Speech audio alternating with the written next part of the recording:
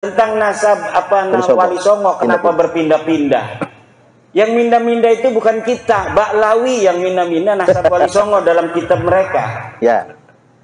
Tahun 1960 Salim bin Jindan menulis kitab bahwa tentang Syekh Khalil Bangkalan. Saya melihat sendiri manuskripnya dari cucu Syekh Khalil Bangkalan. Tulisannya tulisan Salim bin Jindan. Dia mengurut silsilahnya Syekh Khalil Bangkalan ke Wali Songo, kemudian ke Baklawi. Sementara manuskrip-manuskrip Nusantara yang telah diteliti oleh Profesor Dr. Husein Jayadiningrat tahun 1919, dari berbagai manuskrip yang ada, tidak ada itu Wali Songo keturunan Baklawi. Silakan bukunya Profesor Dr. Husein Jayadiningrat masih ada di Tokopedia. Namanya itu Kritik Sejarah Banten. Kritik Sejarah Banten karya Profesor Dr. Husein Jayadiningrat. Itu dia meneliti berbagai macam manuskrip yang ada dari Wali Songo pada tahun 1919, kemudian dijadikan desertasi di Den Haag, Belanda. Kemudian kita bisa baca terjemahnya hari ini dari bahasa Belanda. Tidak ada satupun dari 11 riwayat keturunan jalur Wali Songo yang ada dicatat oleh Profesor Dr. Husein Jayadiningrat dari manuskrip-manuskrip tua yang ada di Nusantara yang jalur Baklawi. Jadi tahun 1919 saja tidak ada jalur Wali Songo ke Baklawi. Ya. Lalu pada zaman tahun 1960 baru ada manuskripnya dari tulisan Salim bin Jindan Baklawi. Ini dari Habaib. Nah, dikatakan ada manuskrip Negara Kertabumi di Cirebon 1690 abad 7, abad 17 berarti. Ternyata itu manuskripnya palsu. Nah, manuskrip palsu yang juga ditulis 1960 kemudian diatribusikan bahwa dicatat atau ditulis tahun 1690, padahal 1960 dibalik. Oh, dibalik. Kertasnya itu kertas yang biasa diproduksi oleh pabrik Indonesia. 1960. Silakan cari di internet manuskrip Negara Kertabumi palsu. Itu ada bagaimana filolog UI sudah mengadakan penelitian manuskrip itu palsu. Di situ ada silsilah Sunan Gunung Jati sampai Ubedillah. Ternyata manuskrip itu palsu. Pakainya apa itu? Tulisannya tulisan Jawa kuno. Jadi tulisannya Jawa, kemudian tidak berbahasa Belanda, tidak berbahasa Indonesia, tapi tulisan Jawa. Tapi ditulisnya 1960. Di sana ada nasab Wali Songo, terutama Sunan Gunung Jati sampai ke Ubedillah. Ternyata manuskrip ini adalah manuskrip palsu. Satu lagi manuskrip itu cerita Purwaka Caruban Nagari. Purwaka Caruban Nagari itu yang juga ada silsilah ke Baklawi itu sama manuskrip Belanda. Manuskrip pada zaman Belanda yang ditengarai bahwa manuskrip itu adalah manuskrip sengaja untuk memutarbalikan sejarah Indonesia. Jadi manuskrip-manuskrip kolonial, manuskrip-manuskrip palsu untuk memotong sejarah Wali Songo dan bangsa Indonesia hari ini. Kenapa? Karena Belanda itu, bapak-bapak, ibu-ibu, mempunyai sebuah kepentingan agar bangsa Indonesia ini jangan bersatu di masa depan. Akhirnya silsilah-silsilah kita yang satu dengan orang Aceh, dengan orang Maluku, dengan orang Bali, dengan orang Kalimantan dipisah-pisah.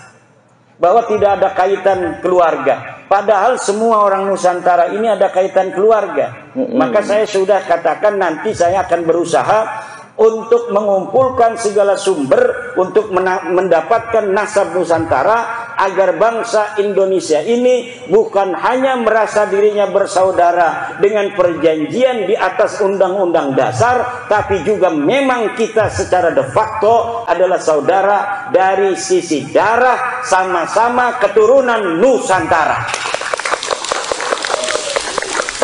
Kalau kita ingin melihat bangsa Indonesia dengan tanah air kita yang tercinta ini tetap dalam negara kesatuan Republik Indonesia, maka bukan hanya ada sebuah komitmen konstitusional, tetapi juga ada komitmen kekeluargaan yang jalur itu memang sudah niscaya. Kenapa kita sekarang ini ada di dalam jajaran pulau-pulau Nusantara? Karena memang leluhur kita dulu ini satu.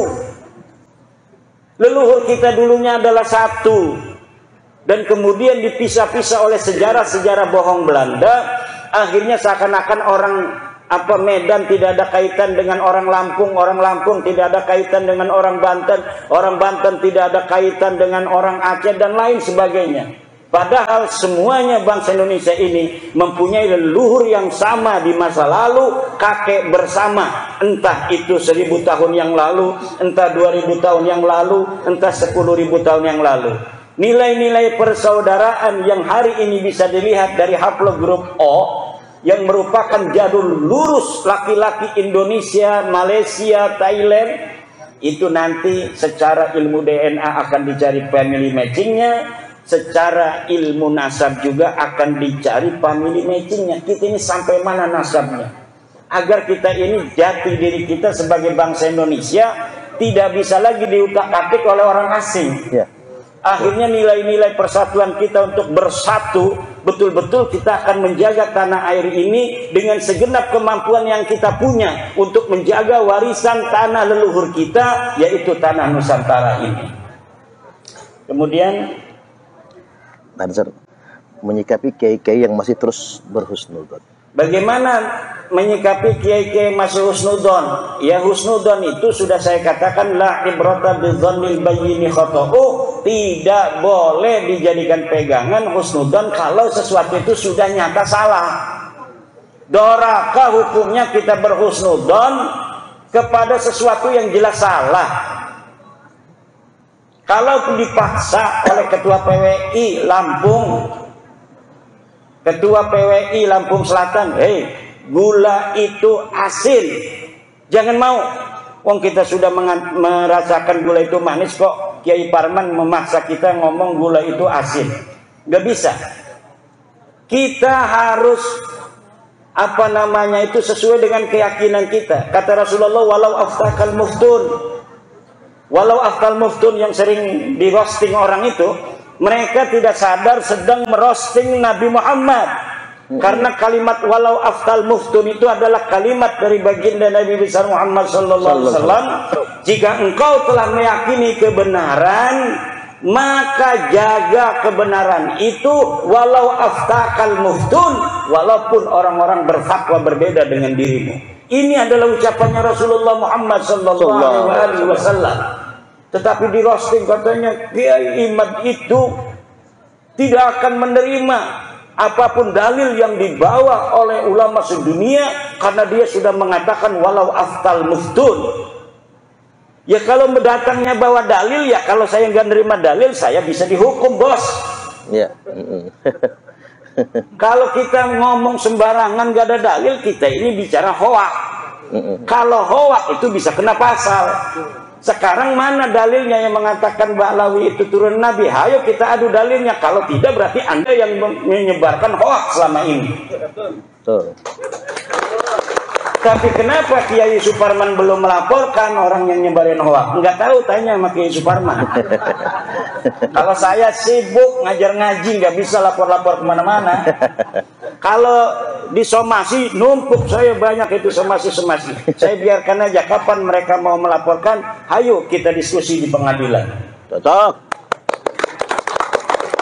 Kita diskusi di pengadilan itu enak, Pak. Saya lihat itu kalau pengadilan itu hakim memberikan keluasan kepada orang-orang untuk bicara apa adanya sesuai fakta yang dimiliki. Kemudian kalau perlu untuk hadap-hadapkan, di muqabalah dihadapkan. Mana dalilnya kamu? Coba lihat, kata hakimnya. Coba ini lihat, ini palsu Pak Hakim, kata saya. Kan nanti gampang saya ngomongnya.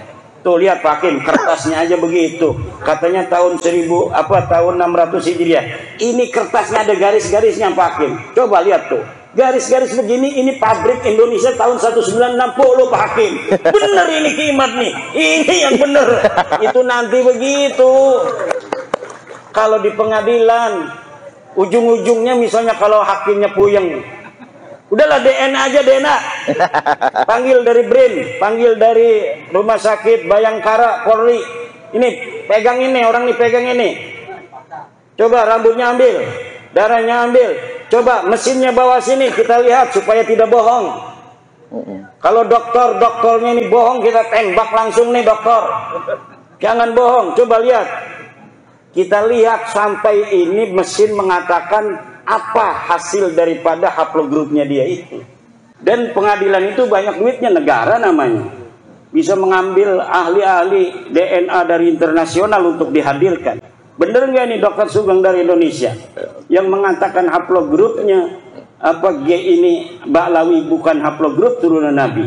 Nanti akan dimukobalah dengan para ahli DNA dari luar negeri. Kalau memang misalnya Ba'lawi ini tidak mau Dr. Sugeng atau Profesor Arikem sebagai apa saksi ahli yang akan memberatkan mereka, itu akan dimukobalah, dan insya Allah nanti hasilnya adalah hasil yang akan bisa kita wariskan untuk anak cucu kita ila yaumil qiyamah. Amin.